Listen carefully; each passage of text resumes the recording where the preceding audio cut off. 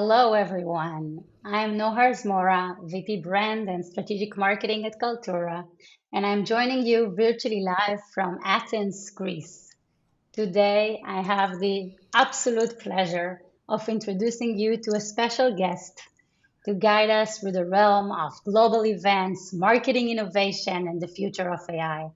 I'm honored and personally thrilled to welcome Bob Bejan, Corporate Vice President of Global Events, Production Studios, and Marketing Community at Microsoft. Bob, welcome. Thank you so much for joining us and for sharing with us from your vast knowledge on these off the moment topics. Where are you joining us virtually live from? I am here on the Microsoft headquarters in Redmond, Washington. Oh, and the sun is out for us today? It's a little bit sunny, but it's very cold. It's definitely the seasons have turned here in Seattle. To kick us off, can you tell us, please, a bit about yourself and what you do at Microsoft? I am very fortunate that I get to run a group here in Microsoft that, in many ways, is like having a full blown creative and production agency inside a company. And we're basically responsible for all the experiential marketing that the company does around the world, whether it's our flagship practitioner event like Ignite that we're going to do in 2.5 weeks, or a series of senior executive events that we call the C series that speaks to C class executives in different roles, or the launch events we do to bring Windows Surface devices or other products from Microsoft to the world and through the press. And so we get to work on a lot of different things. We do about 140 events a year. We also run a studio facility on campus, 4 big sound stages and recording facilities, and we do about 1,400 hours of television or video programming a month. And then, we work with all of the senior executives around the company to help them craft messages, build visuals, storytelling, and all of the things that you need to do to support the stories of technology and technology transformation. Obviously, creating better experience is at the core of Microsoft's event strategy. You are now in the midst of Microsoft Envision. We just heard about the Ignite as well. So, Microsoft Envision, the tour, which is taking place in a roadshow format.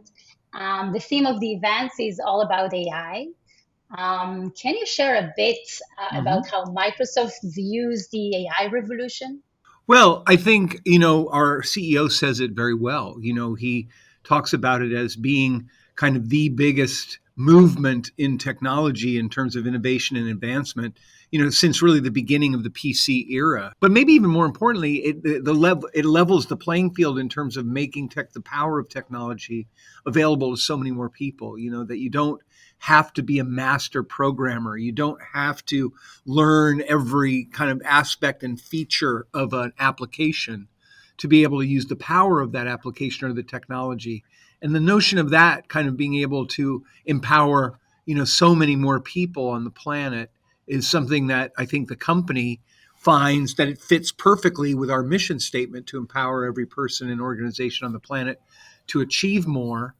But it also is something, that we really can use the what our brand stands for, not only from an innovation and technology perspective, but also from a responsibility and trust perspective. I think we take it very seriously and feel like we can play a role in the shaping of the way AI improves and impacts the world. We often hear about both the art and the science of marketing, which can be said for event planning as well. Could you elaborate on how these aspects come together in Microsoft's approach to global events? Historically, and let's call it historically, in the before time, before the pandemic, events to a great degree were kind of given a free pass in terms of hardcore measurement or really instrumenting. And it was largely because, as human beings, it resonates to all of us to say there's nothing like events. The network you can do, and seeing people face to face and building relationships. Everybody kind of identifies with that. And so, in some ways, it allowed this whole discipline of experiential marketing and events to be a little less disciplined in its pursuit of measurement and really understanding impact. And then the pandemic came, right? And this idea of having to kind of transform events for this period of time into a virtual delivery, it allowed for a lot more study and research because all of a sudden the data got so much more quantifiable and so much more collectible and easier to use because so many research organizations know how to use online data or big data sets that are generated by online behavior. And what's been interesting now is that I think events and experiential marketing are kind of moving up the food chain of the marketing kind of ladder, if you will, because people are really understanding and the data is qualifying or quantifying the actual impact in a very material way. And that's really good for events. And I think Microsoft sees it that way. I think most of our competitors see it that way. I mean, it's evidenced by all the activity taking place in the event space in big technology. But I do think it's because of this much clearer understanding and quantifiable understanding of the impact of events on customers. Can't agree more. We've seen it as well, and I think you and we even talked about it before. Even the role of event marketeers or event professionals and how much it has changed in past years. But yeah, now being data freaks, really measuring everything and as the one owning the brand, I can say that. Really connecting it to events and seeing such results is amazing. I would ask, as a company renowned so much for their seamless event execution, how are you guys now integrating AI technologies specifically into the event production process? And if you have any tips to share with us. Yeah, I mean, I would say that we're very much in the experimentation phase still when it comes to AI and events. I think we're excited because in 2.5 weeks we're going to roll out a couple of co-pilot like features in the Ignite experience. But I think in general, when you think about how AI might make events better, both on the production side and on the attendee side. If you start on the attendee side, thinking about things like taking the sum total of all the information we understand from you, events you've gone to in the past, things you've told us by the products you've bought, or those kinds of things, or your job title and where you work, being able to recommend a full curriculum of all the right sessions just for you, as an example, is something that's very simple but could be really valuable to an attendee. As we know, many attendees struggle with building their agendas out of all the sessions and all the things, all the offerings that we deliver. So that's one. Another one you could imagine with the travel and the expenses and all of that, you need to justify to your boss or manager, supervisor, why you're doing all of this, right? And why you're incurring this investment by your company. Events co-pilot could be paying attention to everything you're doing all through the show, all the sessions you've gone to and everything, and then assembling a trip report for you that you could then attach to your expense report for your supervisor, which could be pretty compelling. So I mean, I think there's some really interesting things on the attendee side. On the production side, I think the idea of the thing I think we're looking at first is this notion of translation, which is today an extraordinarily expensive and really Yeah. handcrafted kind of process that takes a lot of time and is at kind of cross purposes with the way our business works, which is stories come together very late, a lot of change all the way to the end. But if you have to translate things kind of largely by hand, quote unquote, I mean it's not that, but somewhat, you got to get those final scripts in weeks in advance to be able to do it. So like that's a what we think of as very low hanging fruit to be able to apply a large language model on a body of content and then translate it in 4, 8, 20, 40 languages in very short time frame. That's something that's pretty exciting to us. Besides translation, have you guys also experimented with using it to create additional content for repurposing, for after events, for additional mediums or channels, or just curious here? AI is very good for that kind of work, right? Where you can take where we need session abstracts, and they can look at the Yep. script of the session and create a first draft or even a close to final draft of that abstract. Very helpful. We did a thing in the Cannes Lions, with the advertising team, where we asked creative directors from all over the advertising world to experiment with Bing, Chat GPT, and make images entirely out of prompts and all sea creatures because we're at the beach in Cannes, Yeah. and that was very compelling. I mean, and it was really exciting, and people really got into it, and it was fun. So we're doing experiments. I think that's what I would say, and what works we're doing more of, and what doesn't work we're not doing so much of anymore. You just shared about Cannes Lion, but maybe you could share with us an example of a particularly challenging or unique global event, maybe the one happening at the moment event that Microsoft has orchestrated, and how AI contributed or is contributing to its success.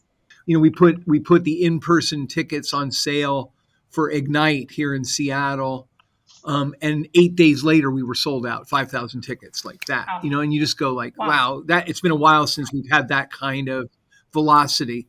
We had, in the London show that we just did last week, we were hoping to get 1,500 business decision makers to that Envision stop. We got 3,400. I mean, so Wow. the appetite, and that's all. And look, it's a big piece of it is the brand. Microsoft is, Of but course. an even bigger piece in this particular time is like, hey, the title of the thing was, how to lead in the AI transformation, and so people are interested. People want to know, and I think more than in a very long time, there's a real interest in understanding the concepts and then also understanding how it can apply practically to your business. Exactly. Yeah. Yeah. Yeah. Not Microsoft scale, but I can share as well that virtually live and AI and marketing being a main topic.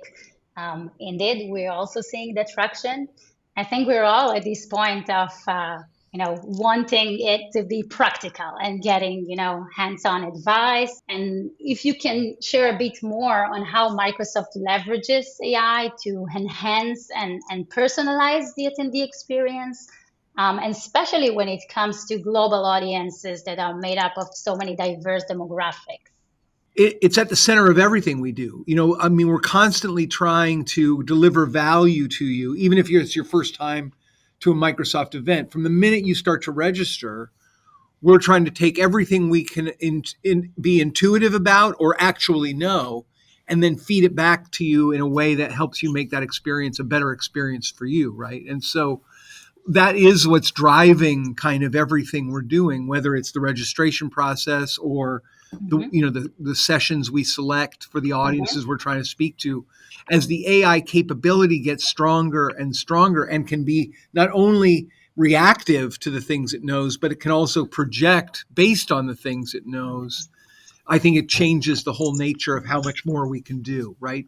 It's not crazy to think of 5,000 attendees, 5,000 different shows. Do you know what I mean? Because each show is Yeah. constructed for you in a way that makes it truly a unique experience. And that doesn't seem like crazy talk anymore. It seems like achievable, at least in a relatively short period of time.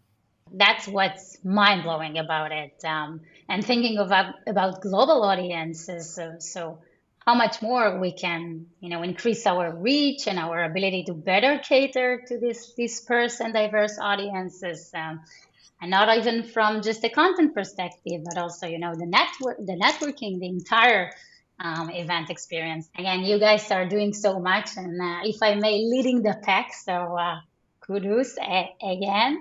Um, and now let's maybe try to look ahead a bit. And I'd ask you, where do you see the future of events and experiential marketing heading? We're in this space. It's hard. Like, we're doing a lot more work than we used to do, and in many cases with smaller budgets than we used to do them with. And so now this notion of really getting to a place where I think people, a larger and larger group of event professionals, are understanding that it's not like, oh, it's either an in-person event or it's a digital event, or hybrid is a full in-person and a full digital separate. That's not it either. It's this spectrum of things which there are a set of things that you can do in person and in digital.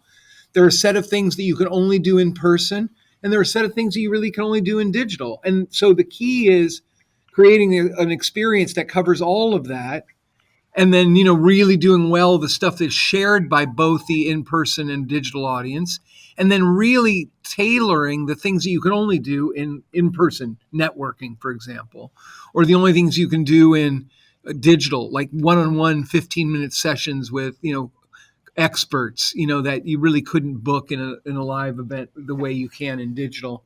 We'll just get better and better at that as we do it more.